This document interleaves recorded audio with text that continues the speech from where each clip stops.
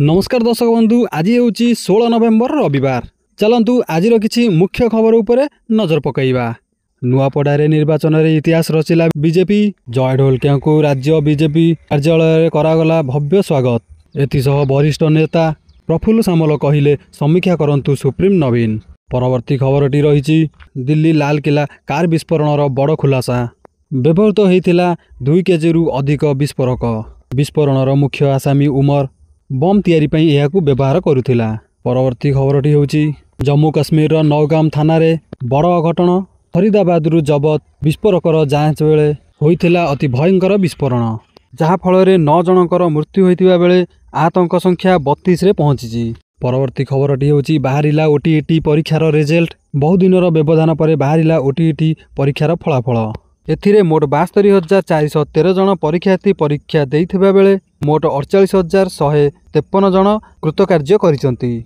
आउ एही परीक्षार फलाफल प्रकाश पाइछि www.bseodisha.se.in वेबसाइट रे।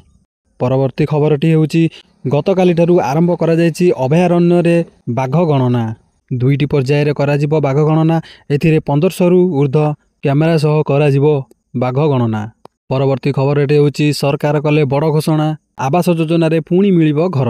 नुआपड़ा और बिहार रे निर्वाचन चलीथिबारु घर बंटन बंद रहिथिला, किंतु नुआपड़ा और बिहार रे बीजेपी रो विजय परे नवेम्बर मास शेष सुद्धा किंबा डिसेम्बर मास आरंभरू पुणी थरे बंटन हेबो आवास योजना रे गृह।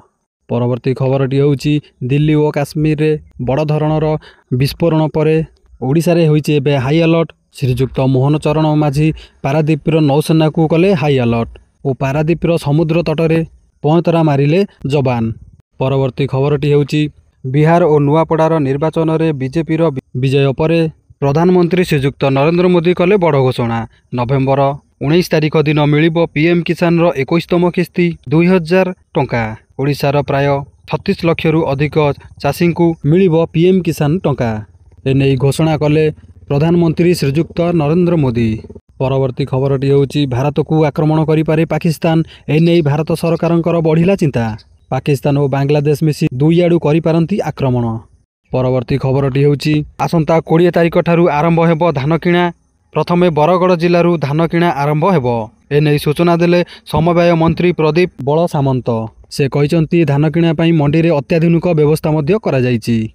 परवर्ती खबर देशर प्रमुख बैंक गुडी को रिजर्व बैंक तरफरू करागला नोटिस। सेमानकु मिलिला नुआ Duminy. SBI, HDFC, ICICI bank एही भली सबु प्रमुख बैंक गुडी को मिलिला नुआ डोमिनी। एही बैंक गुडी को आगरू ताको वेबसाइट रे व्यवहार करुथिले .com किंबा .co.in, किंतु एबे एयाकू आउ सेमाने व्यवहार करि परिबे नाही, कारण रिजर्व बैंक एबे सेमानकु .bank.in व्यवहार करिबा पई नोटिस जारी करिछि।